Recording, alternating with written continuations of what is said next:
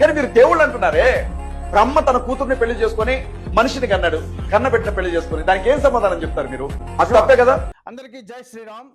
వీళ్ళందరూ కూడాను ఈరోజు మైకిల్ దగ్గరకు వచ్చి సోషల్ మీడియాలో కెమెరాల ముందు కూర్చొని ప్రతి ఒక్కరికి అలవాటు అయిపోయింది ఈ హిందువుల యొక్క దేవతల మీద, మన దేవతల మీద వీళ్ళు కామెంట్లు చేయడం. మొన్న ఒక ఆయనేమో రాముడి గురించి చెప్తా ఉన్నాడు, నిన్న ఒక ఆయనేమో బ్రహ్మదేవుడి గురించి చెప్తా ఉన్నాడు, మొన్న ఒక ఆయనేమో మహావిష్ణువు గురించి చెప్తా ఉన్నాడు. అసలు వీళ్ళని ఏమని తిట్టాలో కూడా తెలియట్లేదు. నేను సభా మర్యాదలు పాటించి నేను కొన్ని మాటలు మాట్లాడలేకపోతా ఉన్నా ఒక స్థానంలో ఉండి. నిజంగా వీళ్ళు అసలు ఏ విధమైన మనుషులండి వీళ్ళు? ఈ దేశంలో పుట్టి ఈ హిందుస్థాన్లో ఉన్నటువంటి వీళ్ళు ఈ హిందూ సనాతన ధర్మాన్ని ఆచరిస్తున్నటువంటి ఎంతమంది హిందువులు ఉన్నారన్నటువంటి భయం గాని, ఎంతమంది హిందువులను గౌరవించాలన్నటువంటి కామన్ సెన్స్ కూడా లేకుండా ఎవరికి నచ్చినట్టు వాడు మాట్లాడుతూ ఉన్నాడు.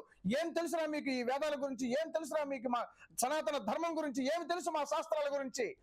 సమస్తమైనటువంటి విజ్ఞానాన్ని అందించినటువంటి శాస్త్రాలు, ప్రపంచానికే విశ్వగురువుగా ఉన్నటువంటి మన దేశం ఇంతటి గొప్ప శాస్త్ర పరిజ్ఞానాన్ని, విజ్ఞానాన్ని ప్రపంచానికి పంచినటువంటి నా సనాతన ధర్మం గురించి మాట్లాడే హక్కు మీకు ఎవరికి లేదని చెప్పి తెలియజేస్తూ, ఇలాంటి వాళ్ళని మనం ఉపేక్షించకూడదు, ఇలాంటి వాళ్ళని క్షమించకూడదు. దయచేసి మనం హిందువులు కూడా ఇలాంటి వాటిల్ని, వాడెవడో చేసిన కామెంట్లని వైరల్ చేయడం కాదండి, వాటిని తిప్పుకొట్టాలి. మనం తిప్పుకొట్టి వాళ్ళకి బుద్ధి చెప్పేటటువంటి ప్రయత్నం చేయాలి. దయచేసి ఇది గమనించండి.